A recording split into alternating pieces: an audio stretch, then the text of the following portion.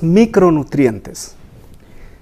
En la alimentación, cuando nosotros comemos los alimentos, en realidad los comemos para satisfacer no solamente esa sensación de hambre, satisfacer nuestra hambre, sino también para obtener de esos alimentos las sustancias químicas, y esos son los nutrientes, que hacen que nuestro cuerpo funcione y en el caso de los niños crezca y se desarrolle.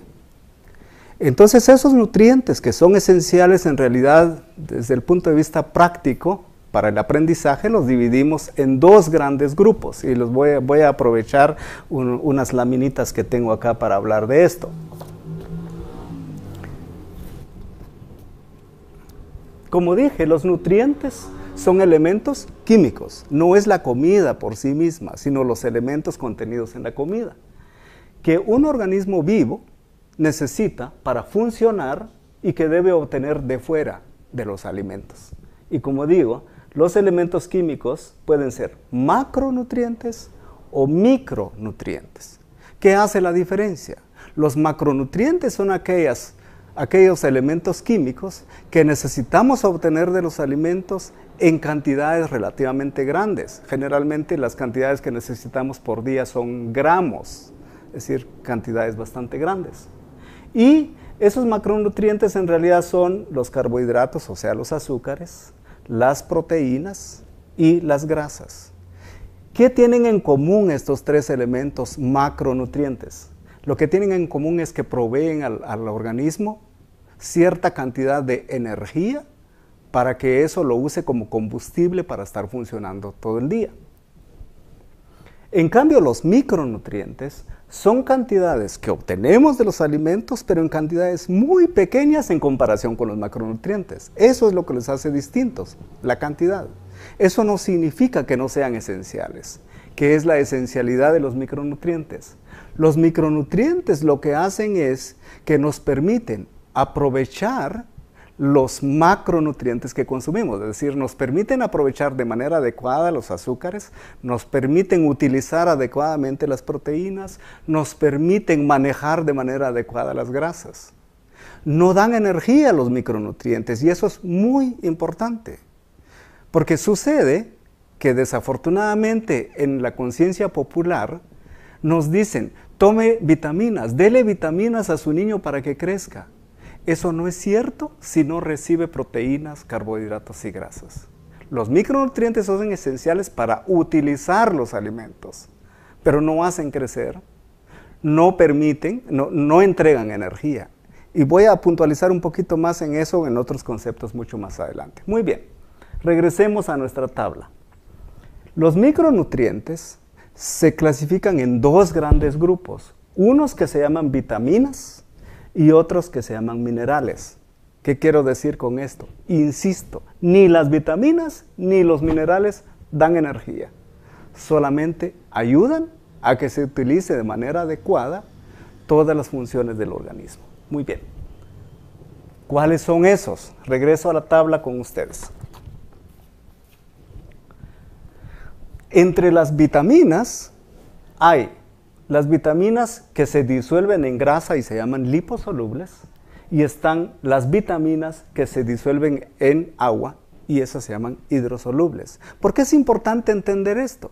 Porque uno no puede tomar vitaminas que son liposolubles, es decir, que se disuelven en grasa, sin estar consumiendo también alimentos que contengan grasa, porque están presentes en esos alimentos que contienen grasa. Cuando en una charla anterior una colega les dijo que era importante agregarle grasa a los alimentos en la alimentación complementaria, lo hace por eso, porque la grasa no solamente da energía, sino que permite el uso de las vitaminas liposolubles. Si un niño no consume suficiente cantidad de grasa, aunque le den vitaminas liposolubles, no las va a aprovechar de manera adecuada. Eso es muy importante. Entre los minerales, regreso a la tabla, están algunos minerales que se consumen en cantidades relativamente grandes y hay otros minerales que se consumen en cantidades relativamente pequeñas. Como pueden ustedes ver si ven más despacio la lista, es una lista tremenda de micronutrientes entre minerales y vitaminas, vamos viendo que es un montón de elementos químicos que necesitamos en el organismo. No todos ellos son, digamos, escasos en la dieta de la población. Algunos de estos son mucho más importantes en la dieta de la población porque son escasos, precisamente por la escasez y la poca diversidad de la alimentación de la gente. Entre las vitaminas que son relativamente escasas en la dieta de la gente está la vitamina A. Y por eso una gran cantidad de población padece de deficiencia de vitamina A. Ya vamos a ver de qué se trata eso. También hay una cantidad tremenda de población que tiene deficiencia de hierro, porque la alimentación que tienen no tiene suficiente cantidad de hierro. Vamos a ver también un poco de eso. Igualmente, cuando veamos las fuentes de alimentación de donde se obtienen estos micronutrientes, nos vamos a poder explicar por qué hay deficiencia de vitamina A, de hierro, de zinc, de ácido fólico, de vitamina B12, que son las vitaminas que son de importancia en la salud pública, por lo menos en nuestro país, precisamente porque no llega suficiente a la dieta de nuestra población. Y por eso voy a concentrar un poco mi atención a la vitamina A, al hierro, un poco en el zinc. Voy a dejar por este tiempo algunos de los otros micronutrientes, no porque no sean importantes, sino porque son los que en términos de la población son, digamos, hay menos cantidad de población que padece de la deficiencia de ellos. Bueno, hablemos de la vitamina A. Por el momento les voy a comentar un poco lo que sabíamos de vitamina A. Por mucho tiempo nos dijeron que la vitamina A tenía que ver con la visión, y es verdad. La vitamina A es un elemento químico muy importante para que el ojo mire la luz, vea los colores, vea de manera correcta, particularmente cuando hay poca iluminación. Un niño que tiene deficiencia de vitamina A empieza a ver muy poco cuando un cuarto es relativamente oscuro. En las habitaciones de nuestros hogares, en los cuales la iluminación es relativamente baja, un niño con deficiencia de vitamina A es más fácil que se ande tropezando con las cosas y después consideran que es un niño torpe. En realidad lo que está pasando es que por su deficiencia él no puede ver con escasa iluminación. Y así nos fueron enseñando por mucho tiempo. Posteriormente se descubrió que la falta de vitamina A producía, digamos, algún nivel de resequedad en el ojo que hacía que fácilmente se lastimara el ojito, y por mucho tiempo en nuestro país hubo niños que tenían incluso ceguera por cicatrices que ocurrían en el ojo y que paraban en el hospital o que terminaban totalmente ciegos por falta de vitamina A en el ojo. Resulta que eso no era solamente una característica de nuestro país, es característica de muchos países pobres en donde la dieta da poca vitamina A. Y uno de los profesores de una universidad muy famosa de los Estados Unidos, que estaba estudiando en Indonesia y en la región del sur del Asia, descubrió una cosa interesante, que aquellos niños que tenían, regreso a esta tabla por favor para observar, que aquellos niños que no tenían problemas en los ojos por deficiencia de vitamina A, la tasa de mortalidad, es decir, el número de muertos entre ese grupo era menor que aquellos niños que tenían alguna ceguera en la noche o aquellos que tenían cicatrices en el ojo. Miren que mientras más grave era la falta de vitamina A, más probabilidad había de que el niño falleciera en los primeros 5 años de su vida. ¿Qué tenía que ver el ojo con la vida? Posteriormente, cuando empezó el interés en el caso de la vitamina A, se encontró que en realidad la vitamina A tiene un papel muy importante, y es que hace que las células del organismo maduren y funcionen de manera correcta. Cuando no maduran las células de manera correcta, por ejemplo, la piel, si no madura bien, se lastima fácilmente y entran infecciones en la piel. Eso era lo que pasaba con el ojo entonces. Cuando en el ojo no había suficiente vitamina A, era que empezaban las lesiones, era que empezaban las cicatrices. Pero más aún, en el intestino, si el intestino no tiene suficiente vitamina A, las capas que recubren el intestino en su interior también se rompen y permiten que ingresen los microbios, y por eso los niños padecían con mayor frecuencia infecciones con diarrea, infecciones que les permitían que los microbios entraran al cuerpo, no se quedaban en el intestino, y producían unas infecciones tan severas que fallecían por eso. Lo mismo pasa en los pulmones, lo mismo pasa en los oídos, lo mismo pasa en el riñón, etc. Es decir, la vitamina A no era solamente un tema de vista. La vitamina A es un tema de sobrevivencia. Tan así que finalmente se llamó a la vitamina A la vitamina de la vida. Si eso es verdad, entonces también es uno de los factores que no permiten que las células maduren y el niño no crezca de manera correcta. Si eso es verdad, es también cierto que en el vientre de la madre, una madre con deficiencia de vitamina A va a tener un niño más pequeño o incluso llevarlo a la muerte o al aborto, a la muerte intrauterina. Ese tipo de pensamiento es importante entenderlo. ¿Por qué es tan importante la vitamina A? Hay un concepto que es importante. Pareciera ser que cuando nos preocupamos por el hambre, estamos preocupándonos por esa sensación de vacío en el estómago. Cuando en realidad, cuando nosotros en el plan hambre cero nos preocupamos del hambre, el hambre es solo nuestra puerta de entrada para salvar vidas.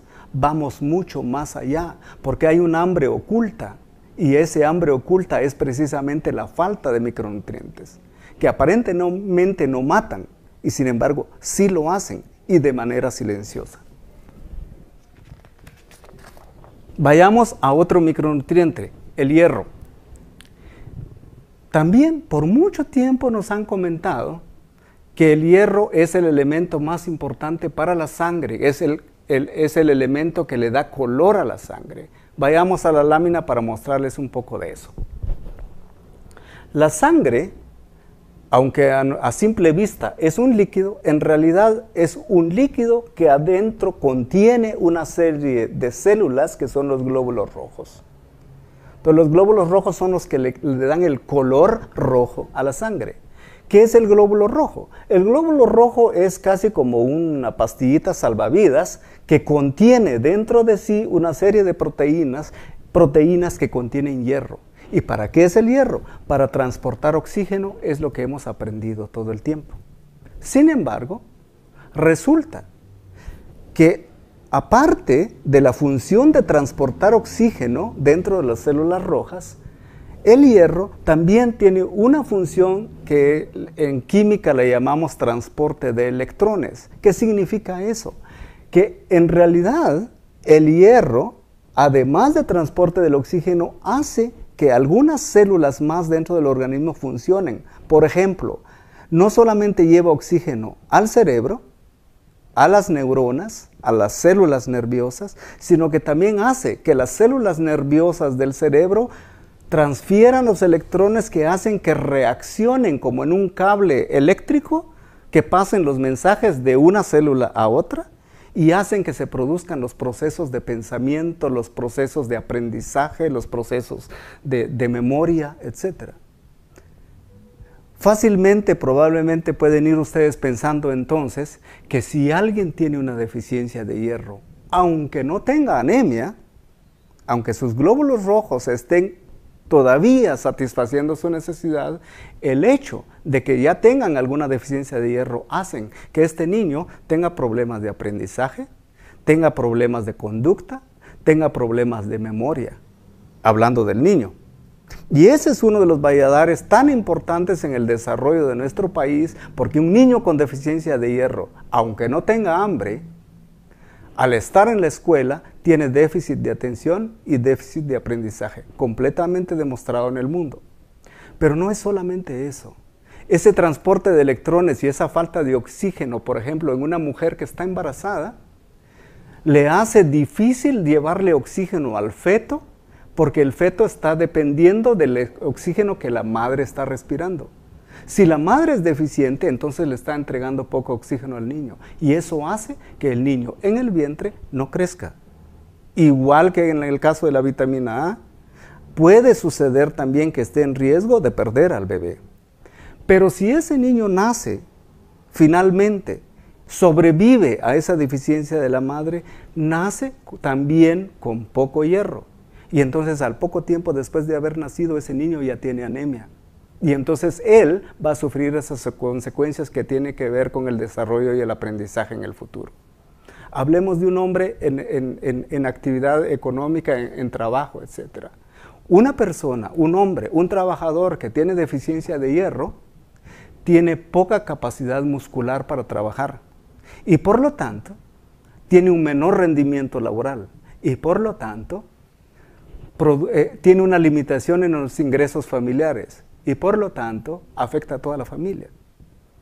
Entonces vemos aquí el vínculo entre la deficiencia de hierro, aparentemente química, que no está matando a nadie en este momento y sin embargo es un valladar en el desarrollo.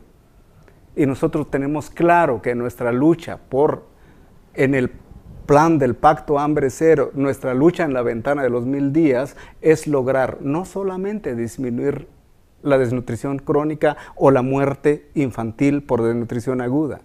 Vamos mucho más allá. Estamos en una pelea por el desarrollo de nuestro país. Y estos son los factores importantes que son obstáculo para el desarrollo.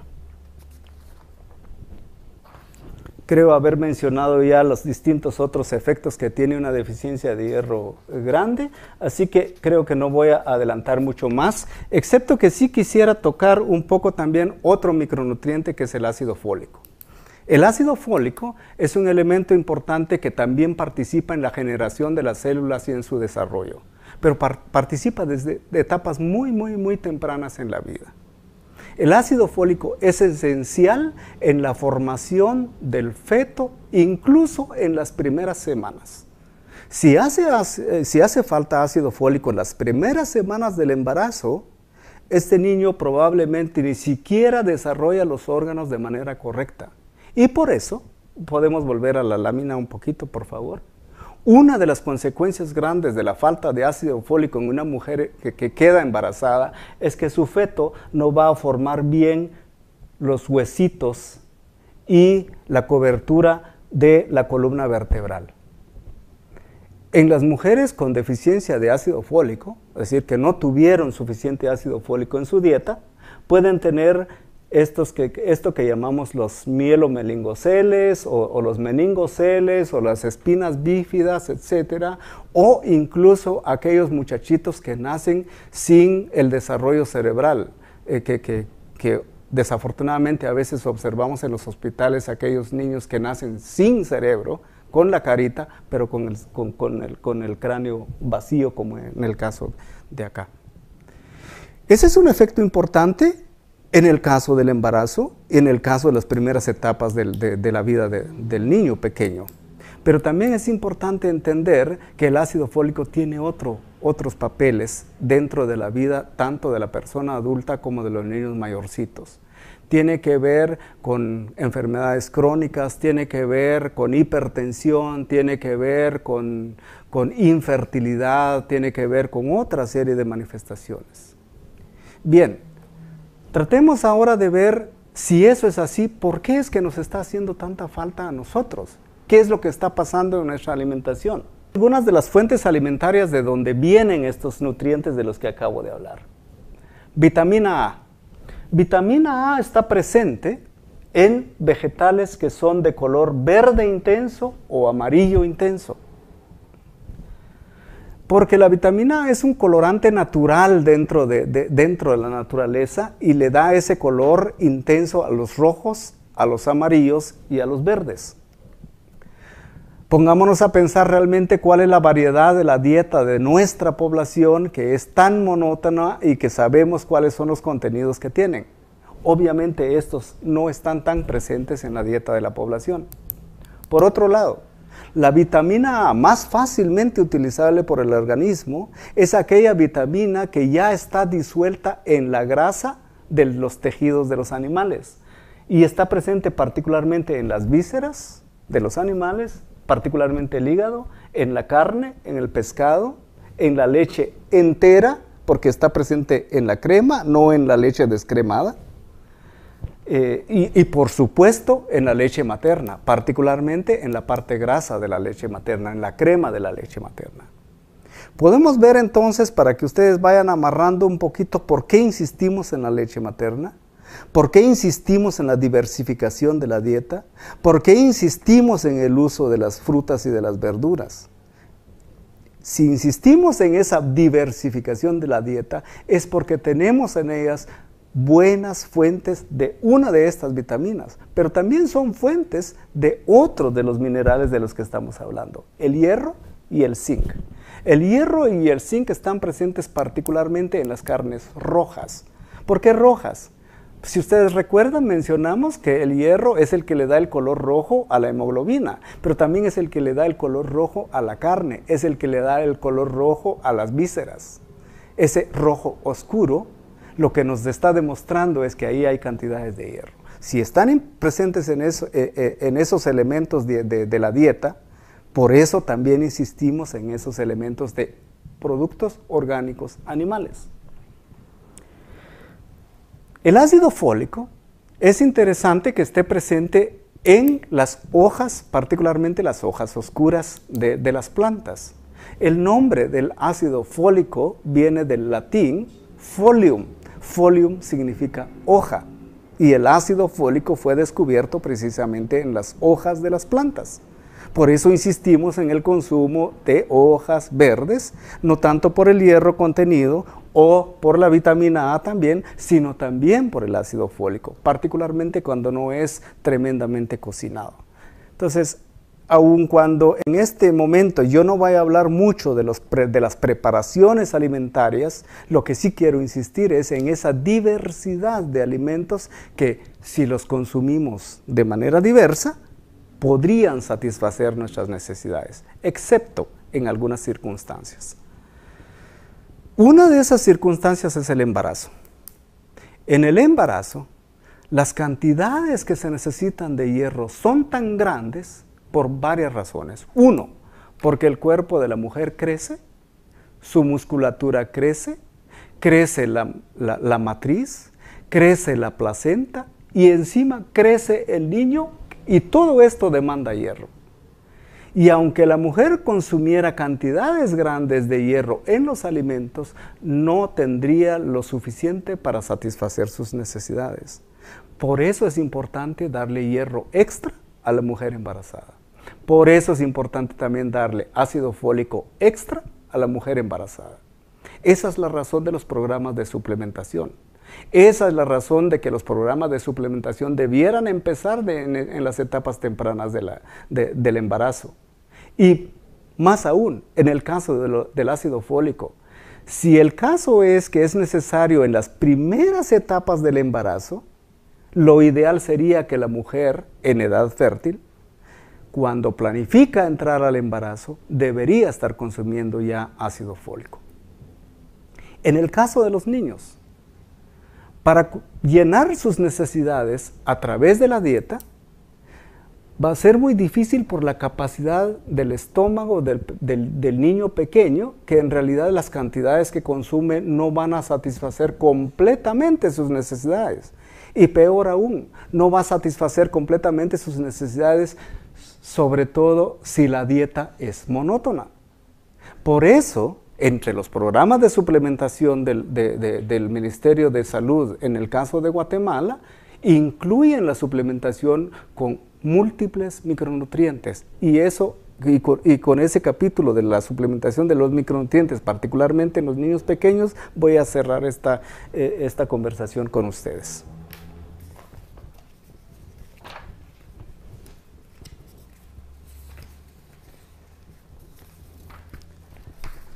Es probable que ustedes hayan encontrado en los distintos centros de salud una serie de sobrecitos que se llaman, que en nuestro país y en otros muchos países le llaman las chispitas. Las chispitas no son otra cosa más que unos pequeños sobrecitos que contienen un polvito que se puede espolvorear sobre los alimentos, es decir, echarle a los alimentos como si fuera salita o un consomé o algo encima de la comida. Y su contenido de esos sobrecitos es hierro, vitamina C, vitamina A, ácido fólico, zinc, como mínimo. En algunas ocasiones los sobrecitos esos contienen algunos otros elementos importantes. Hay una variedad en nuestro país. En nuestras visitas al campo hemos encontrado las que se llaman las chispitas y hemos encontrado también estas otras que parece ser que son las más comunes para nuestro país, que es el macrovital. En todo caso, la composición es la misma. ¿Qué se hace con eso? Las microchispitas se ha diseñado de una manera tal que se entreguen a un niño entre los 6 y los 12 meses de edad un sobrecito diario durante un ciclo de 60 días, es decir, 60 días seguidos, 2 meses seguidos, debería recibir un sobrecito. Eso, un ciclo una vez al año en el grupo de 6 a 12 meses.